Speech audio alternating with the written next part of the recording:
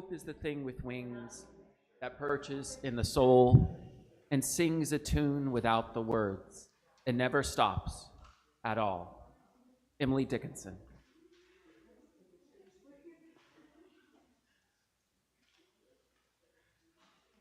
Come, come, whoever you are welcome here. No matter your age, your size, the color of your eyes, your hair, your skin, you are welcome here. No matter how you came here, if you came alone or with others, you are welcome here. No matter whom you love or how you speak or whatever your abilities, you are welcome here. Whether you come with laughter in your heart or tears in your eyes, you are welcome here. If you come with an open mind, a loving heart, and willing hands, then you are indeed welcome here.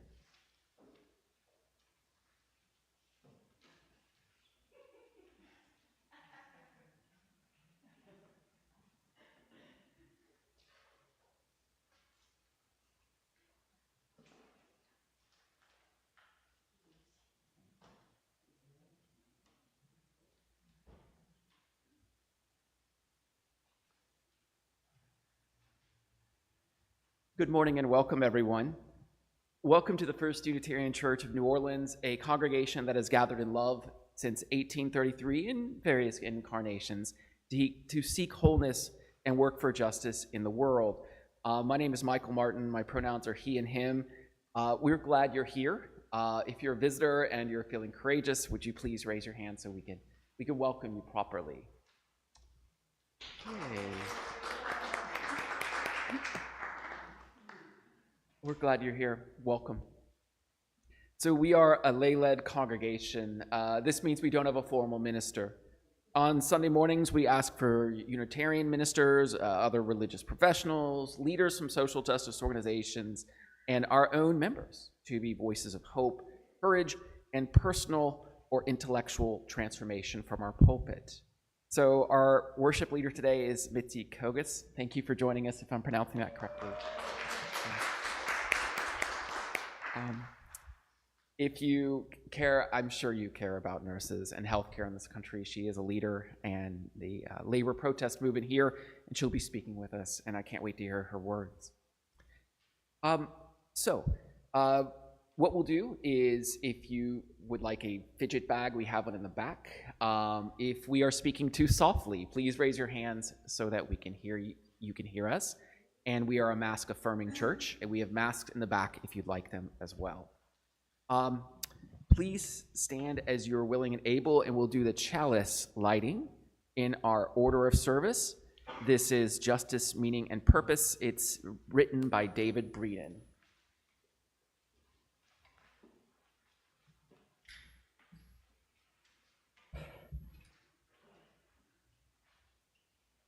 We light this chalice, remembering and honoring our own tradition and celebrating the rich diversity of traditions among us. As we search for justice, meaning, and purpose, may we remember that justice, meaning, and purpose live first in deeply listening to one another. And please remain as you are for the opening hymn, We Are the Earth, Upright and Proud, hymn number 303 in your gray hymnal.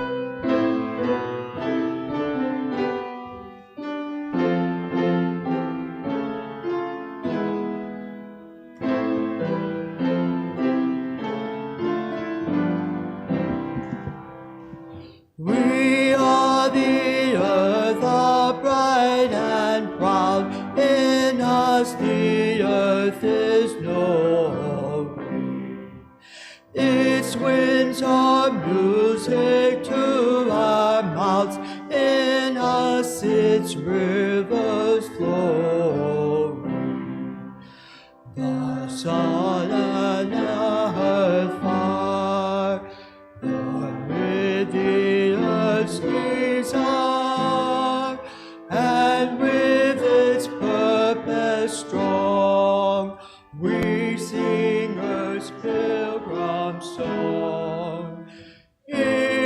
the earth is growing.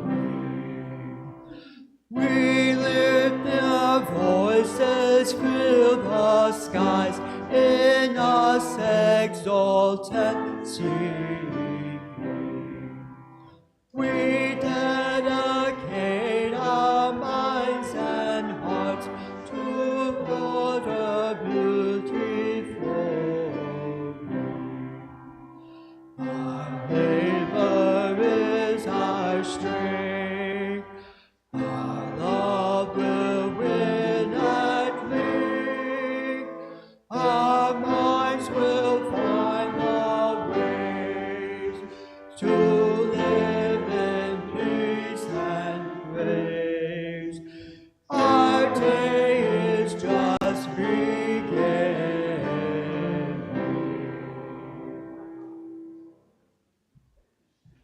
All right, please be seated.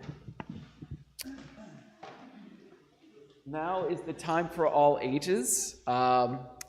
And this is where the young and the young at heart, please join us up front for a kids-oriented discussion. And afterwards, kids are welcome to remain here. I don't think we have any kids today. Or go in the chapel, or spend time in the kids' room, which is right through that kind of hidden door to your left. All right, see a greeter for directions if you need it. So we'll go ahead and have our time for all ages. I'll get the map.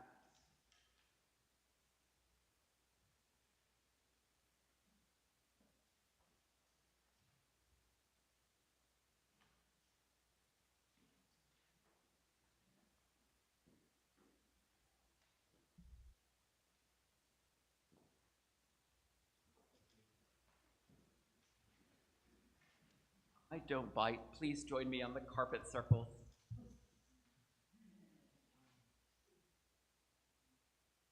So,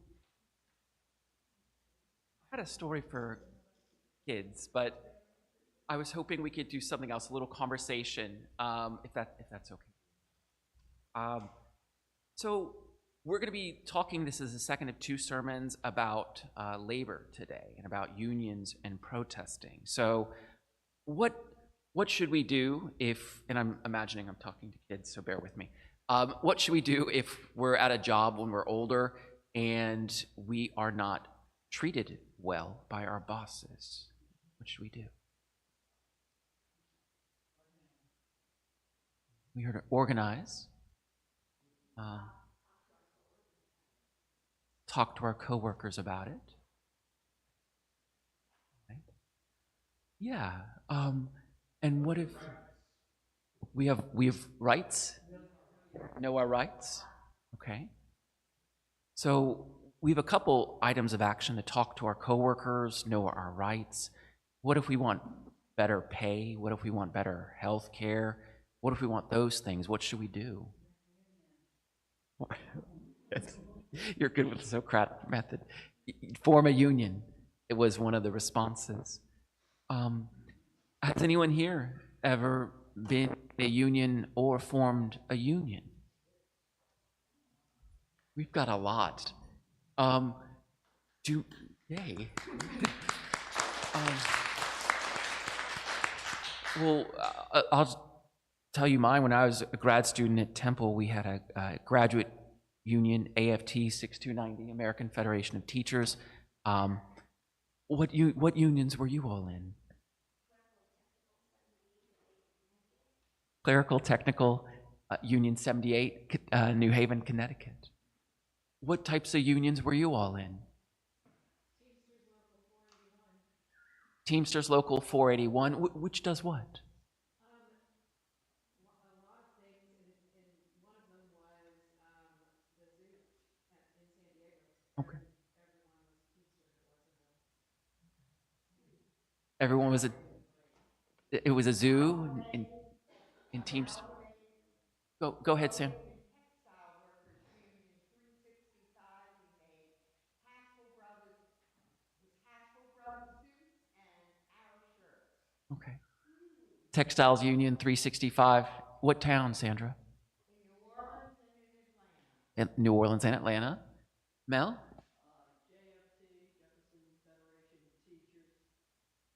JFT, Jefferson Federation of Teachers. Jefferson Federation of Teachers. That's Mel. Dylan? AFT? I couldn't. Okay, another AFT union. Yes. Hotel Workers Union? Okay. All right. Any unions for y'all? Well, the idea would be, as young people, when you get a job, when you're older, if your bosses don't treat you well, if you need better money or better health care, you have a right to unionize. You have a right to organize. And today we're going to hear from a speaker who's going to tell you a little bit more. But we've all been touched by unions in some way. I think they make our lives better. So thank you for this time for all ages, and go unions. All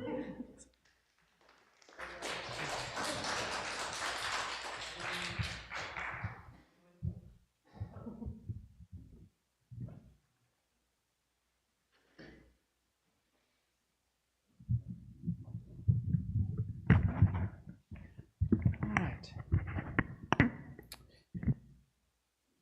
Now is the time for meditation, prayer, or time of silence. And at this moment, you can speak or listen to the voices in your heart. Mitzi, this is a time when we just basically give a voice to those who need it. You're welcome to say anything.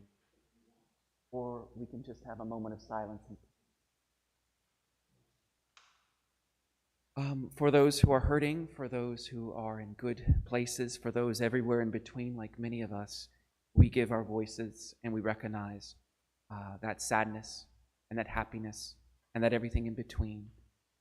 Let's take a moment of silence and remember all that's happened in our lives, all that's going to come, all the beauty, all the sadness.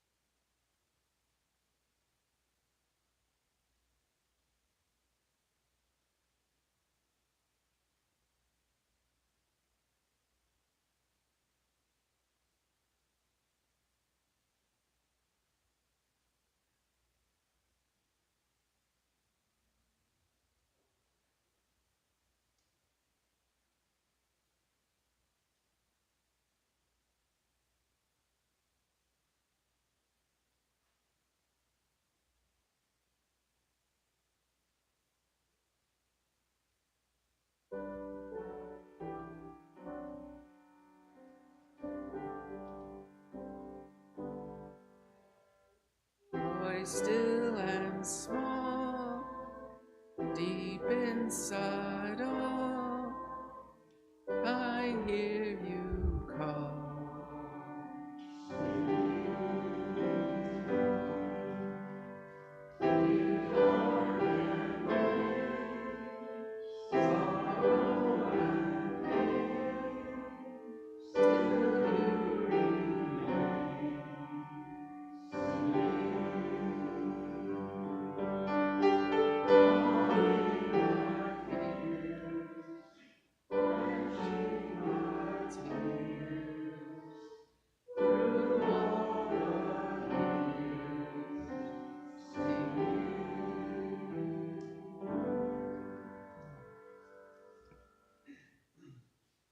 And now we'll do our responsive reading. You can find this in your order of service in hymn number, it's under 468 in your gray hymnal.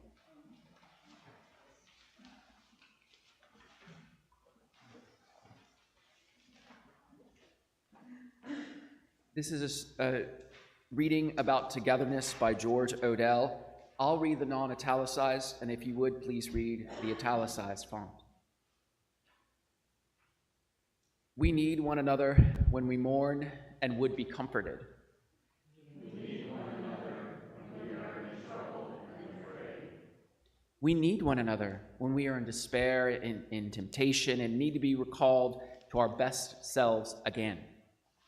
We need one another when we would accomplish some great purpose and cannot do it alone. We need one another in the hour of success, when we look for someone to share our triumphs.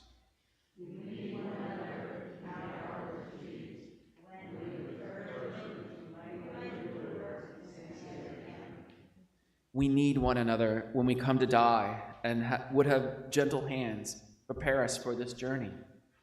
All our lives we are in need, and others are in need of us. For reading that. And now for our sermon. UMC nurses make history for themselves and for their patients. Mitzi, it's nice to have you here.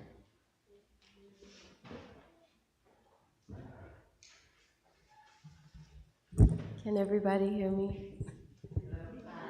I am a little nervous, so please give me grace.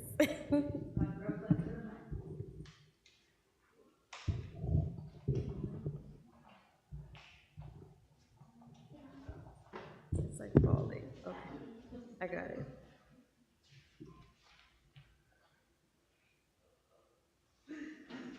All right, so my name is Mitzi. I am a nurse. I've been working at University Medical Center. I'm going into my 4th year of being a nurse.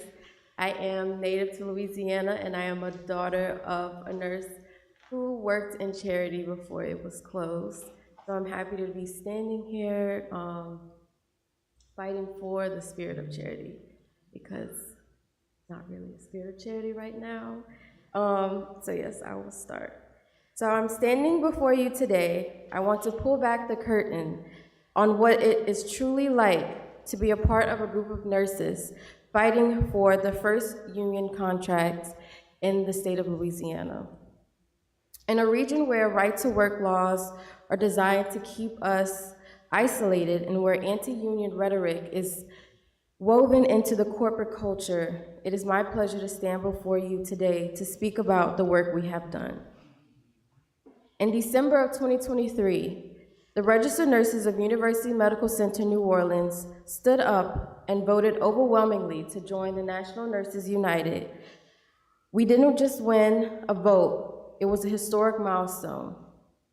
UMC became the first private sector hospital to be unionized in the state of Louisiana, and this was the largest National Labor Board election in the state in nearly 30 years. At this time, we have been fighting for a contract for almost 3 years. That is a very long time. Normally, the average is about 560-something days, I think.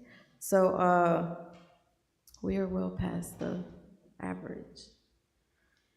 We are currently fighting for a long list of issues that we've struggled with within the hospital: safe staffing, wages that accommodate for the cost of living, general safety, and better level of patient care.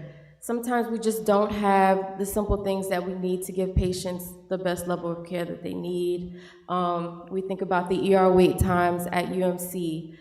The average is about 6 hours, and UMC ranks last. They're in the last percentile, and they're looking about 12 hours on average in the ED. When you think about wages, everybody knows that the cost of living in New Orleans has raised substantially. And coming up on the 21st anniversary of Katrina, many nurses have not received a raise from University Medical Center since after Katrina, a year or two after Katrina. So those are the things that we're fighting for right now. We do hold space for our other nurses because very often the circumstances can be very overwhelming. So sometimes we have colleagues, they may cry in the break room because we're understaffed, we're overworked. And sometimes the level of retaliation that we face for just being a part of the union can be very overwhelming. But this means that, it means that balancing the valid fear of an administration that wants to silence us with the burning necessity for change, but despite the immense pressure, my coworkers and I are keeping our morale up by focusing on the local and human level. We look out for one another. We do monthly check-ins. Every month, we meet together and we eat, we vent, we talk about strategies, and we celebrate our small wins. We have been in negotiations for 3 years. We have gotten tentative agreements, so we have things for, actually, I don't know if anybody knows, the nurses at University Medical Center, we pay for our own parking. Yes, we don't pay, we pay them to park every day.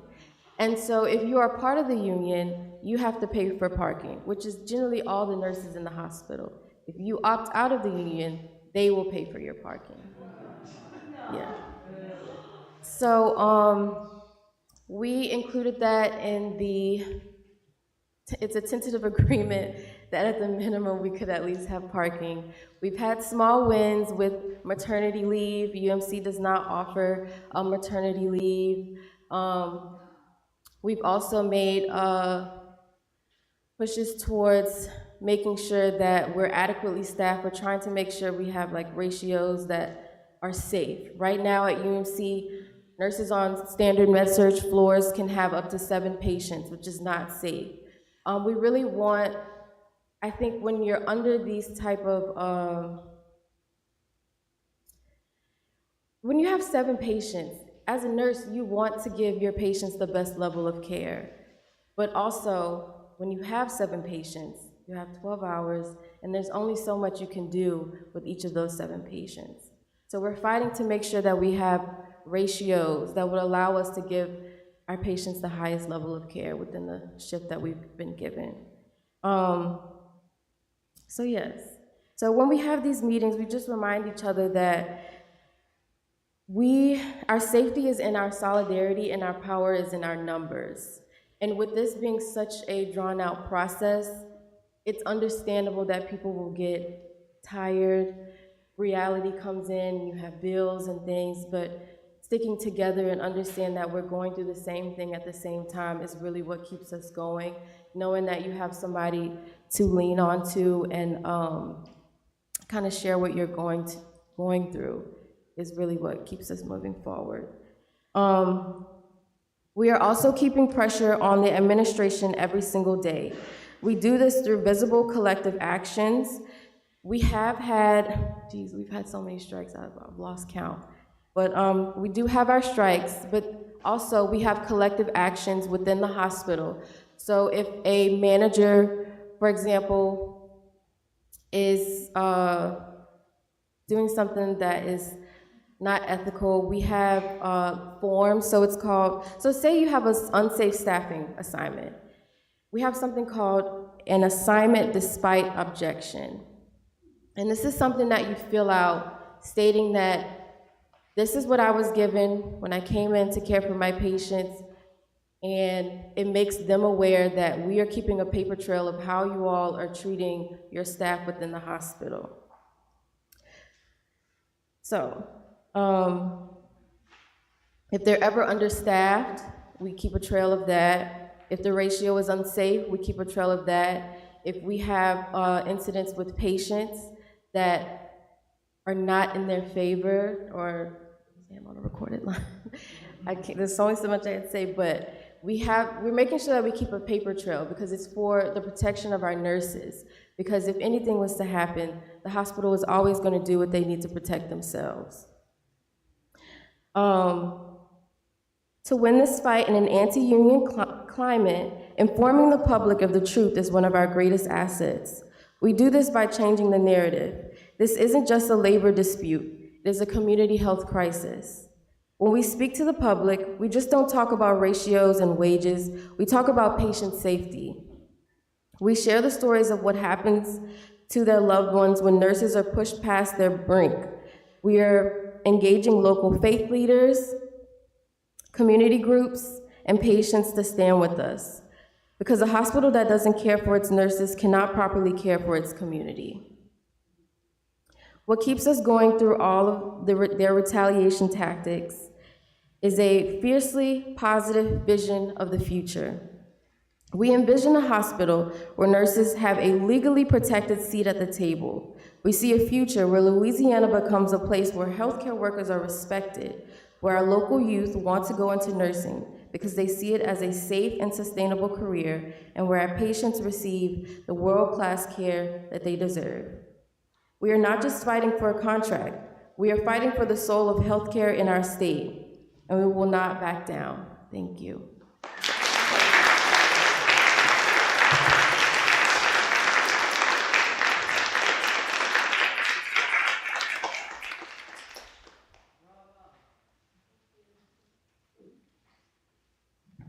Mitzi, thank you for that inspiring speech. Did I hear that right, that you're the first private hospital in the state of Louisiana that got a union contract? Yes. That's awesome. Yes, so I think this is really an important step in union history for the South, also for healthcare in general, because in this city, we have a healthcare duopoly. We know there's Ochsner and UMC, that's it. And so when we have systems like that, they can corner everything. They have control over everything. And so there's a lot of support on who's opposing us to make sure that this does not happen, because they know that when the first domino falls, everything will follow through. And it will be a huge change for not just Louisiana, but for the South in general. I think people need to be able to see that it's possible. They need to be able to see what can be done. But we are up against a very different world down here. Like, this is the deep, dirty South. I don't think it's like being in California or New York. There's a lot of different things that factor into how this plays out. We've dealt with racism, we've dealt with just general, sorry, I'm losing my train of thought, but lots of things that just make this fight harder, which I think is why it's taken so long in general, because that's just the type of state that we are right now. But change is possible, and we're gonna get there. So yes, I thank you all for our support. And if you have questions, I'll be here at the end. I'm just not a good public speaker, but thank you.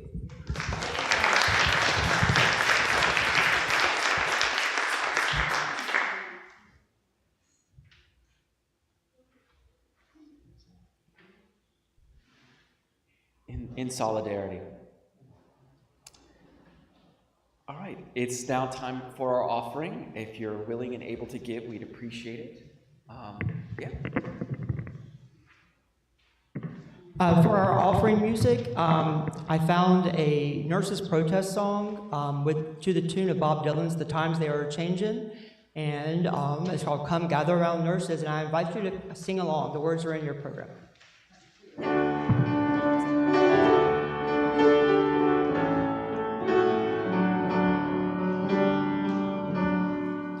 Come gather round nurses, whatever your floor, and stand up for things that are worth standing for, and say to the admin we won't take any more of the promises they have been breaking. They keep giving us less and asking for more, but this time they are mistaken.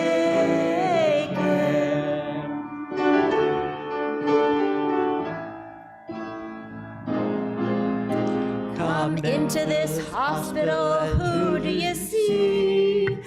And who gets you up when you need to go pee? And when you ring the call bell, whose face do you see?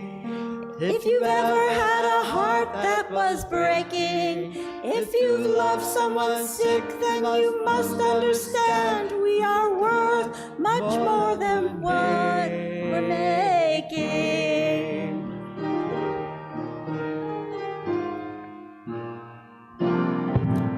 Come gather round nurses, don't give up the fight. 'Cause some things are wrong and some things are right. In this hour of darkness, let's show them the light. It's the very souls that we're saving. And where the daughters of charity have stood, they'd have known we were mistaken.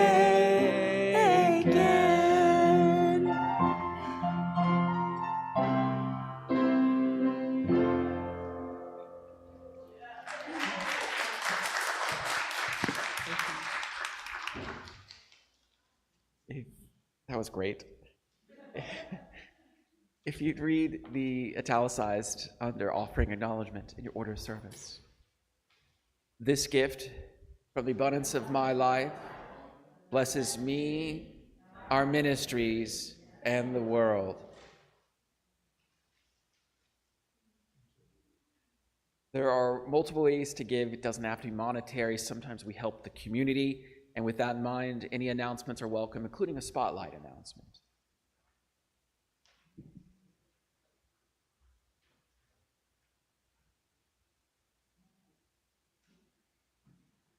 I just wanted to let folks know that we're planning a back to choir season potluck for this Thursday evening. It's going to be at Mel and my house.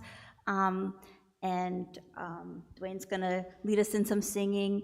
And everyone who's been in the choir, of course, will get a formal invitation. But if you've been choir curious and thinking about joining the choir, please see Dwayne or myself after the service and give us your contact info, and we'll invite you. It's pretty casual, but we just want to get as ready as we can for in-gathering and also some other events that are coming up in the next couple months. Probably 5 o'clock.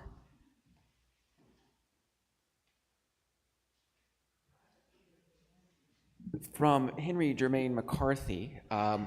So Unitarianism is a liberal religion. We have no political vantage point, however. But if you happened on September 1st wanted to go hear some good bluegrass, the Tanglers Quartet, that would support Jamie Davis for U.S. Senate. Just, happen, bluegrass, and there might be a political candidate. It would be at 8201 Oak Street, New Orleans. 8201 Oak Street, New Orleans, September 1st from 5:30 to 8:30, $35 at the door, pay what you can, $250 to co-host. You're listed on the invitation. And if you want to find out more about this bluegrass music and this candidate, jamieforlouisiana.com, and that's Jamie Davis. Any other candidates or any other announcements that you had? I think that's it in terms of announcements. All right, if you would please stand as you're willing and able and read the chalice extinguishing that's in your order of service. Yes, of course you can.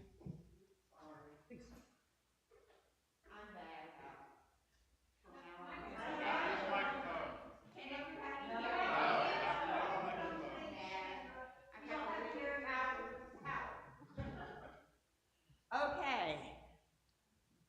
We are kicking off the pledge drive on September 17th with a pizza party at Louisiana Pizza Kitchen on Carrollton, near where it intersects with St. Charles, at 7 p.m. And I really wish everyone would put that in your calendar, because we really need folks to come out. And there will be a RSVP, and I may be calling you personally to ask you if you don't RSVP. So please put that on your calendar for the 17th. We're going to have a great time. Thank you.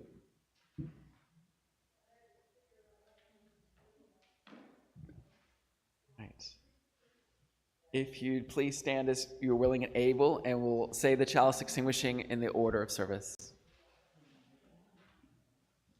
We extinguish this flame, but not the light of truth, the warmth of community, or the fire of commitment. These we carry in our hearts until we are together again.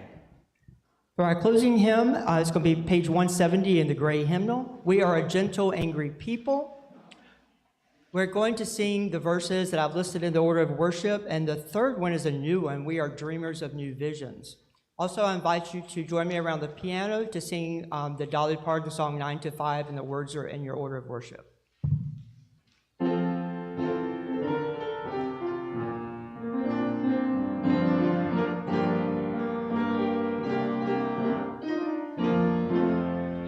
We are a gentle, angry people, and we are singing, singing for our lives.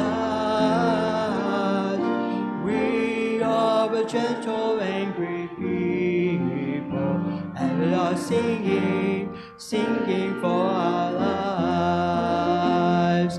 We are a justice-seeking people, and we are singing, singing for our lives.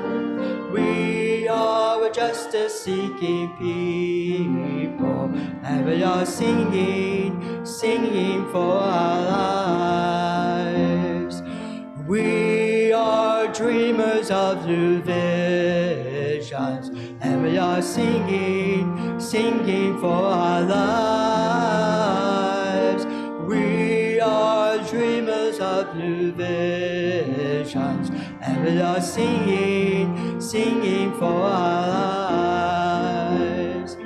We are a gentle, loving people, and we are singing, singing for our lives.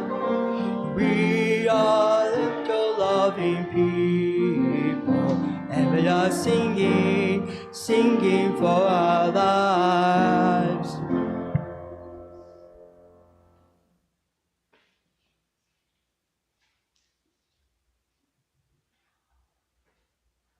As we depart, for those who are on the front line for strikes, we've got your back. For those who are striking in the cold, in the rain, in the heat, who are giving up paychecks, who are giving up food for their kids, for a better vision for themselves, for a better vision for our community, for a better vision for laborers in the future, we've got your back. Peace and solidarity with all workers striking. Amen. 9 to 5? Yeah. Let's do it. You're invited for coffee, too.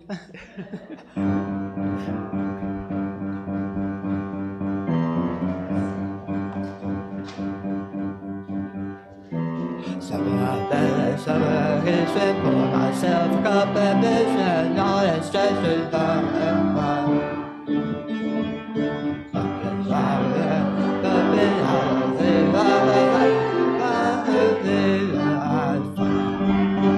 working 9 to 5, what a way to make a living, barely getting by. There's no taking and no giving, you can lose your mind, and they never take care. It's enough to drive you crazy for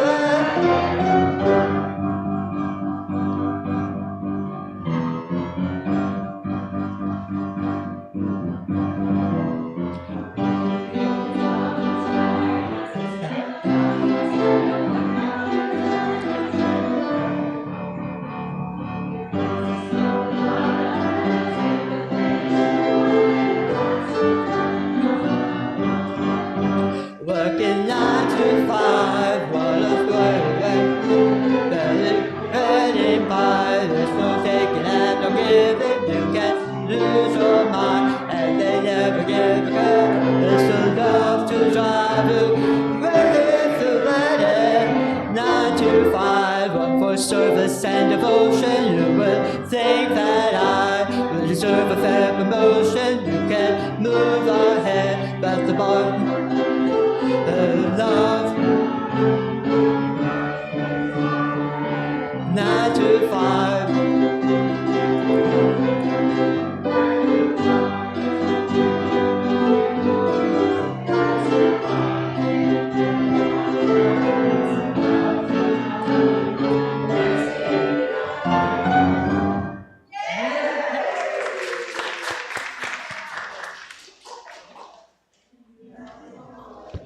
Please greet your neighbor as you're doing, and please join for coffee hour.